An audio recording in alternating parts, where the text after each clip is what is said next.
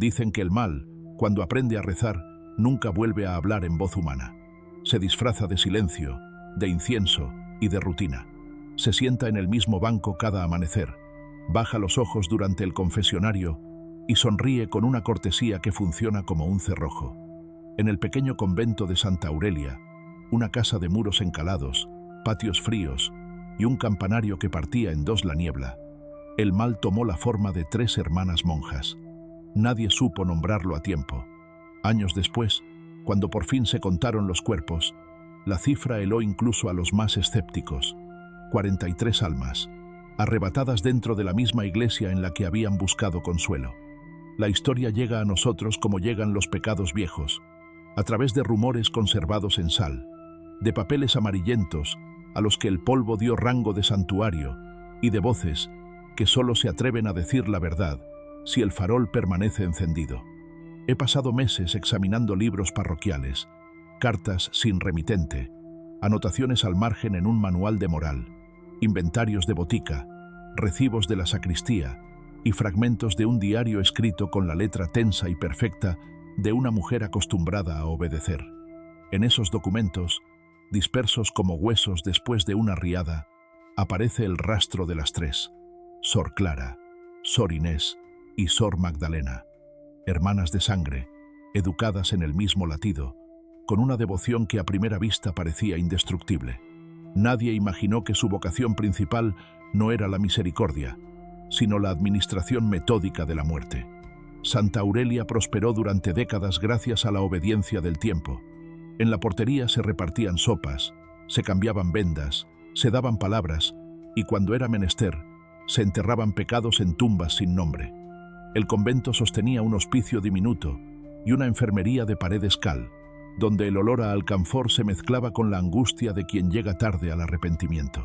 Las 3 hermanas se habían repartido las funciones como quien reparte un rosario, cuentas iguales con un propósito indivisible. Sor Clara, la mayor, llevaba los libros de inventario y la llave del botiquín. Sus manos finas conocían cada frasco por su peso, cada polvo por su temperamento. Sor Inés, de temperamento sereno, custodiaba la enfermería y era el rostro que los moribundos veían por última vez. Ojos bajos, voz de miel, una bendición que cubría como una manta tibia.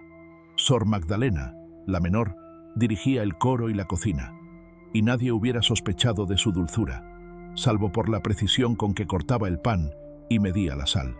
Una precisión que una noche aprendería a contar latidos. Las primeras muertes pasaron, como siempre, disfrazadas de voluntad divina. Un viejo con los pulmones vencidos, una viuda que dejó de comer, un viajero que se desplomó en el atrio tras una fiebre mal curada. El registro parroquial consigna resignación, y en los márgenes aparecen palabras como providencia, consuelo, entrega. Luego, sin aviso, se instaló un patrón. Quien entraba por la puerta del hospicio con dolores leves, no volvía a salir por la misma puerta. Salía por la capilla lateral, rodeado de cirios. En el cuaderno de la sacristía, escrito por manos diferentes, se suceden los mismos trazos: ofrenda por misas, mortaja, sudario. Y desde cierto mes, cuyo nombre omitiré porque en esta historia los calendarios son una trampa, una anotación nueva: preparación según norma. Según norma. 2 palabras inocentes que se repiten como una campana que solo oyen quienes deben oírla. En los cajones del botiquín, los frascos parecían santos de vidrio: láudano, tintura de adormidera, polvo de beleño, agua de laurel cerezo. Algunos tenían la etiqueta descolorida, otros, una mano reciente los había renombrado con eufemismos piadosos: calmante, somnífero, remedio para la ansiedad. Sor Clara anotaba cada extracción con una caligrafía limpia: unas gotas, media cucharilla, una pizca. Pero entre líneas, como una sombra mal borrada, hay una contabilidad paralela, símbolos que no aparecen en ningún manual de farmacia y cruces diminutas al lado de ciertos nombres de enfermos. Siempre los mismos signos: una espiral, un triángulo, una cruz oblicua. He llegado a creer que eran un código: espiral para los que no tenían familia cercana, triángulo para los que traían consigo algún objeto vendible, cruz oblicua para los que hablarían poco y serían llorados menos. Los habitantes confiaban. La confianza es el primer órgano que el mal anestesia. Cuando la segunda docena de muertos se acumuló sin levantar sospechas, no fue por torpeza ajena, sino por la coreografía impecable de las hermanas. Sor Inés administraba el consuelo en momentos precisos, unas gotas en la tisana nocturna, una cucharada de jarabe cuando el dolor decía basta. Los cuerpos se volvían dóciles, el pulso navegaba hacia una orilla donde las voces ya no alcanzaban. Sor Magdalena, con sus manos siempre tibias, cantaba al oído salmos que parecían plegarias pero eran contadores, como si cada verso midiera cuánto tardaba en detenerse la respiración. Sor Clara, mientras tanto, cerraba con sigilo la cadena, registraba la dosis, bajaba el pestillo de las vitrinas y escribía una palabra que se repetirá hasta el cansancio: tranquilo. En la cripta, detrás de una puerta que se abría con 2 llaves, las hermanas construyeron su propio catecismo. Estanterías de madera, cestas de mimbre con vendas blanqueadas, pequeños recipientes de estaño con etiquetas de latín, una mesa con marcas de cuchillo que no pertenecían a la cocina. No diré que aquello era un laboratorio, porque los laboratorios buscan conocimiento y aquí solo se perseguía control. Pero los útiles eran exactos, la disposición milimétrica, la disciplina monástica al servicio de una aritmética helada, sumar silencios, restar testigos. Cuando el párroco preguntaba por qué aumentaba el gasto de incienso, las hermanas respondían que el sufrimiento del mundo era grande y que Dios requería olor grato para aliviarlo. El párroco, viejo y cansado, asentía. Nadie le enseñó a desconfiar de los cuchillos bien afilados. Lo que rompió la membrana, si es que se rompió, a veces solo cambia el ángulo de la luz, fue una visita imprevista. Una maestra rural que llegó con una carta para la Madre Superiora y un dolor en el costado. En el registro del portal figura con nombre y 2 apellidos, pero en el diario de Sor Clara es la de los cuadernos. Esa mujer tuvo la costumbre imprudente de hacer preguntas. ¿Por qué tantas mortajas? ¿Por qué los cántaros de agua tenían sabor a almendra? ¿Por qué la enfermería, lugar de reposo, olía a jardín amargo? La educadora supo de química lo suficiente como para reconocer un aroma que no correspondía al agua clara. Y las miradas de las hermanas cambiaron un grado, apenas un grado, lo suficiente para que la cortesía adquiriera filo. Hay fragmentos de ese encuentro conservados en una hoja suelta, encontrada dentro de un catecismo mutilado. La caligrafía no es la de Sor Clara, demasiado expresiva. Sospecho que es de Sor Magdalena. Dice: la visitante observa, la visitante pregunta, la visitante no duerme. 3 frases, 3 golpes de badajo. A partir de ahí, el relato se vuelve tenue y, sin embargo, más nítido. La maestra bebió la infusión y fingió tragar. Escuchó el coro y contó mentalmente el compás de los pasos en el pasillo. Escondió una nota bajo la estatua de un santo que nadie limpiaba con devoción. Nota que yo encontré décadas después porque el polvo, a veces, es mejor archivero que los hombres. En esa nota, corta como un grito bien dado, escribió: no es caridad, es método. Y abajo, lo que quizás sea el primer conteo honesto. Van más de 20. Si la cifra exacta de víctimas es 43, la mitad ya se había consumado sin que nadie oyera el crujido de la puerta. ¿Cómo se mata a más de 40 personas sin que el mundo despierte? Con 3 instrumentos: hábito, hábito, hábito. El hábito de vestir de blanco, el hábito de repetir oraciones hasta que las palabras pierdan espinas, y el hábito, el más peligroso, de que todos den por hecho que ahí dentro no podía haber sombras. Quien crea que las 3 hermanas gozaban del acto en sí, no ha leído sus papeles. No buscaban placer ni castigo, buscaban orden. Un orden feroz, una geometría en la que cada vida encajaba como pieza de mosaico. Elegían a sus muertos con el mismo cuidado con que elegían la lectura de maitines. Los solitarios, los cansados, los devotos hasta la ceguera. A todos les administraban la misma medicina, una mezcla mínima que no deja rastro salvo en quien sabe olfatear almendras donde solo debería oler a pan. Cuando por fin un olor traicionero se atrevió a salir de la enfermería, un rastro afrutado pegado al borde de una jarra, el sacristán joven que ayudaba en el coro bajó al patio a vaciar los cántaros.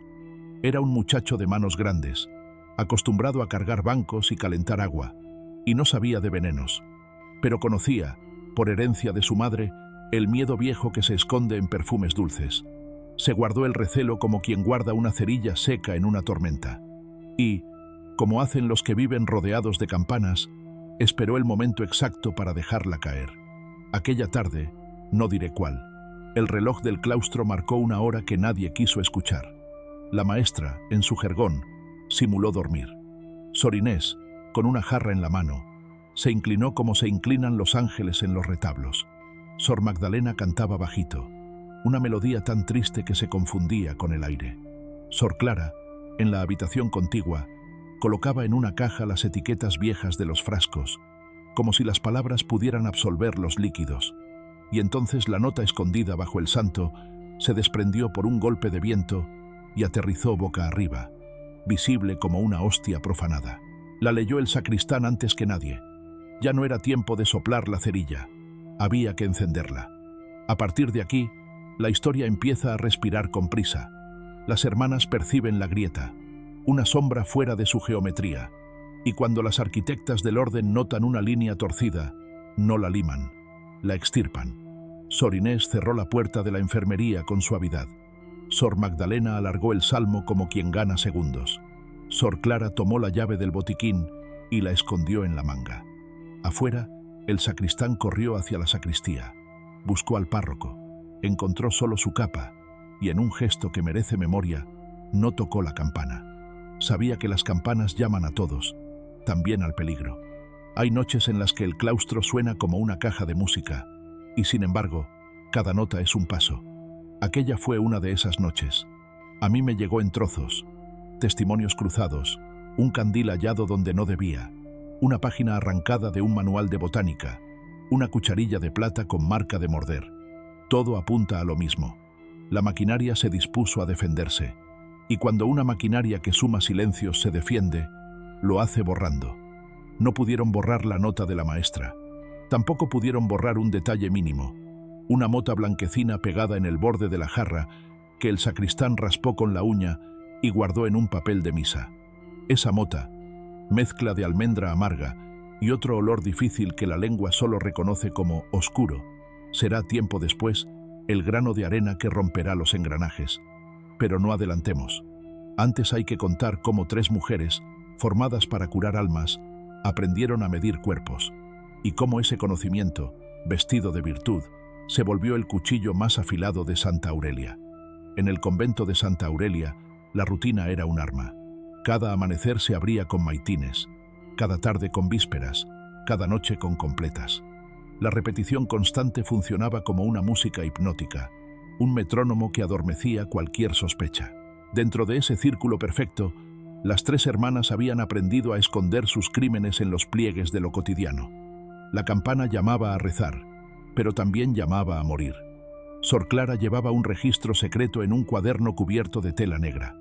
No era un diario común. No contenía pensamientos, ni confesiones, ni reflexiones espirituales. Era un manual de experimentos. Cada página describía un cuerpo, un método, un resultado. Hombre de 57 años. Infusión de beleño. Muerte serena en 4 horas. Más abajo, otra anotación. Joven de 20 años. Tisanas repetidas con adormidera. Agitación breve. Silencio definitivo tras 12 horas. Y al margen, palabras que parecen más propias de un médico sin escrúpulos que de una religiosa. Efectivo, rápido, desaconsejable por ruido. El cuaderno era su evangelio oscuro, y cada nombre tachado equivalía a un salmo concluido. Mientras tanto, Sor Inés había perfeccionado la puesta en escena. Era ella quien se inclinaba junto a los moribundos, murmurando oraciones que en realidad eran órdenes para la respiración. Inspira, suspira, entrega. Nadie sospechaba de la mujer de voz suave que rezaba a los pies de la cama. Para los testigos, era misericordia. Para ella, era control. Sus manos se apoyaban sobre los pechos débiles con la delicadeza de quien acompaña, pero sus dedos siempre sabían medir la ausencia de resistencia. Sor Magdalena, la más joven, aportaba lo que las otras 2 no podían: inocencia fingida, su risa breve, sus canciones en el coro, sus paseos por el claustro daban la impresión de una pureza incorruptible.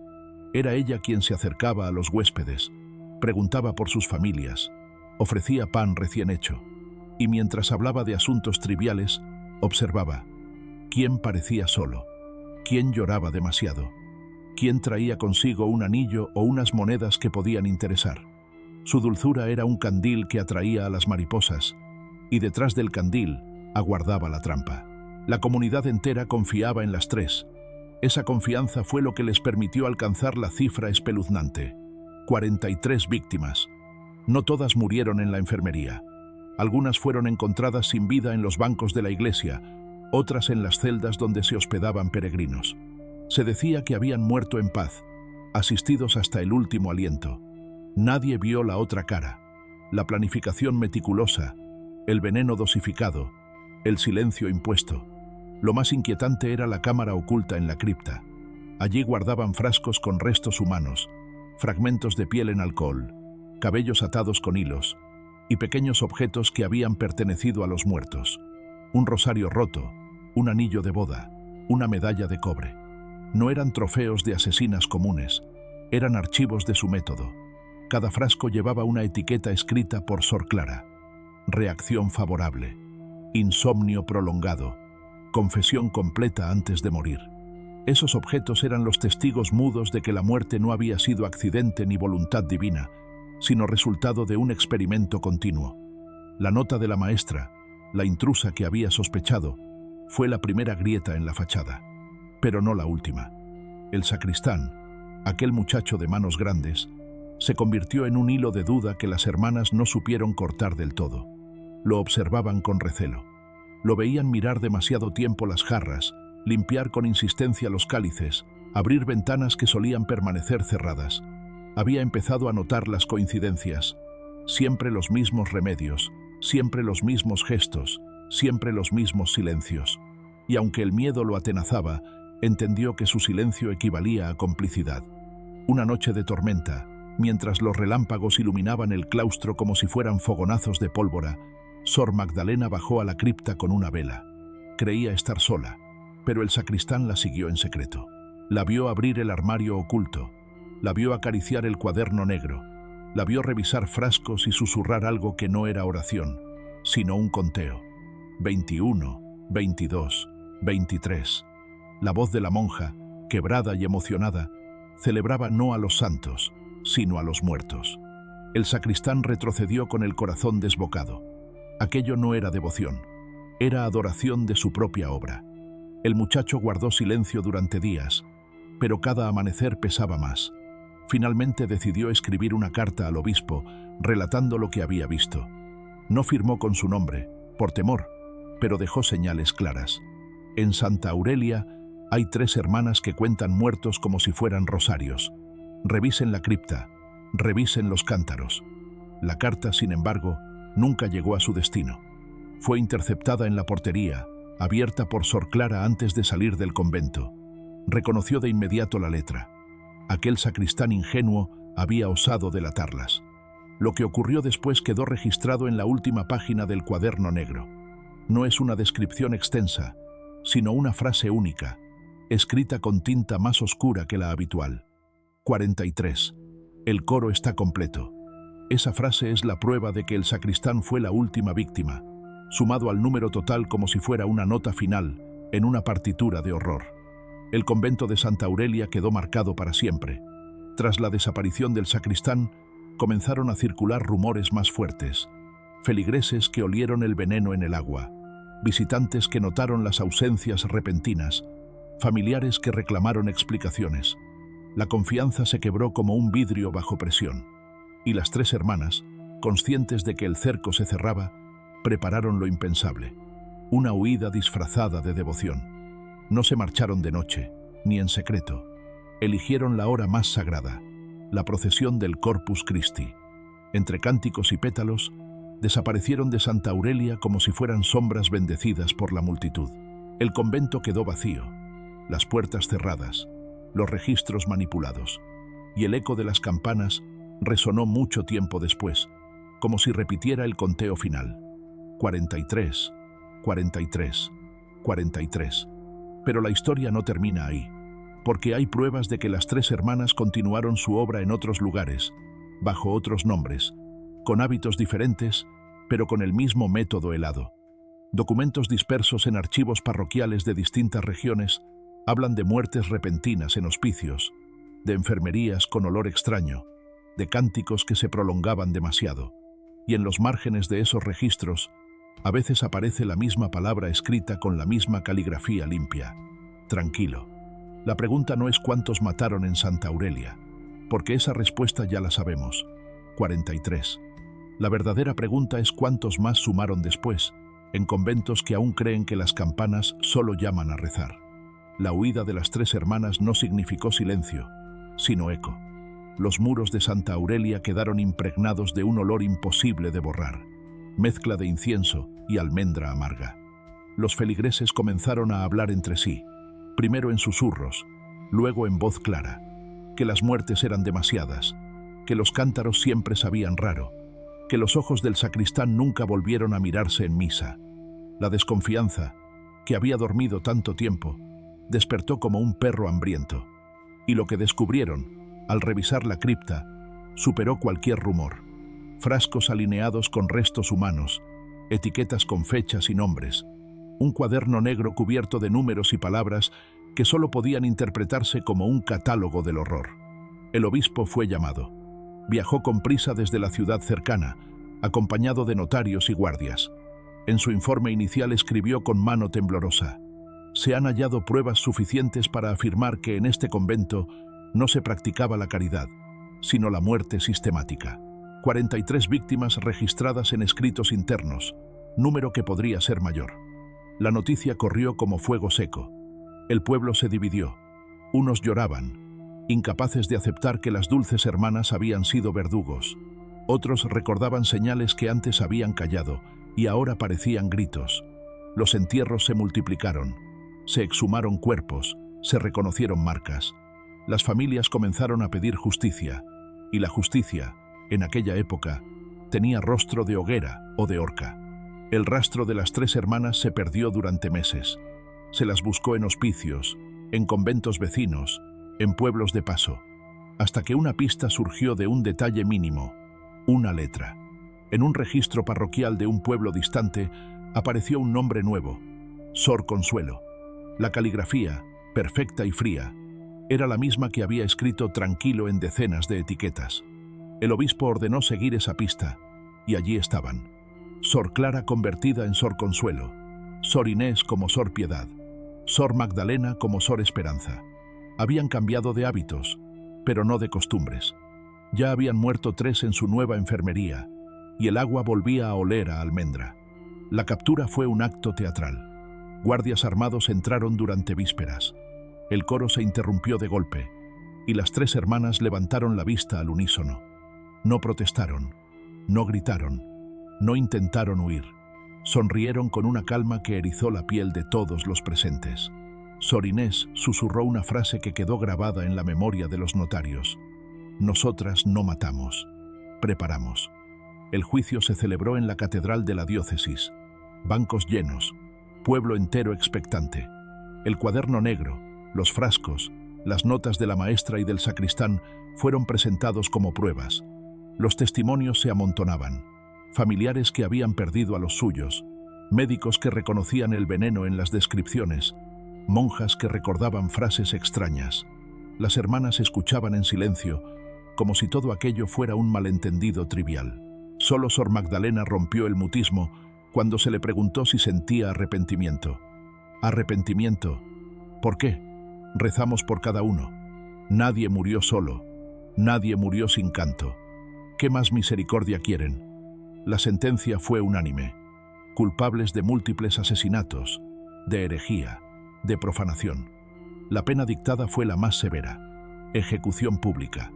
A la madrugada del día señalado, las campanas de la catedral no repicaron para misa, sino para la muerte. Sor Clara, Sor Inés y Sor Magdalena caminaron hacia la horca sin temblar, rezando en voz baja un salmo invertido que nadie quiso reconocer. Antes de que la cuerda cayera, Sor Clara alzó la voz por única vez: 43 no es el final. El coro siempre puede crecer. La multitud quedó helada. Algunos aseguraron después que, al caer los cuerpos, sonó un tañido de campanas que nadie había tocado. Con el tiempo, los objetos del convento fueron destruidos, los muros purificados con agua bendita, y se intentó olvidar. Pero olvidar no es tan fácil. En otros pueblos surgieron rumores de muertes similares, de monjas que cantaban demasiado cerca del oído de los moribundos, de cántaros que olían a almendra, y aunque nunca se probó que fueran discípulas de las tres hermanas, la sospecha quedó sembrada. El nombre de Santa Aurelia desapareció de los mapas. El convento fue abandonado, y la iglesia terminó en ruinas. Sin embargo, algunos viajeros aseguran que en noches de viento, al pasar cerca, se escucha un coro femenino entonando salmos rotos, y que cada estrofa termina siempre con la misma palabra: tranquilo. Si esta historia te estremeció, no olvides dejar tu like, suscribirte al canal y escribir un comentario contándome qué parte te impactó más. ¿Crees que las tres hermanas actuaban solas? ¿O que el coro, como dijo Sor Clara, aún sigue creciendo en silencio?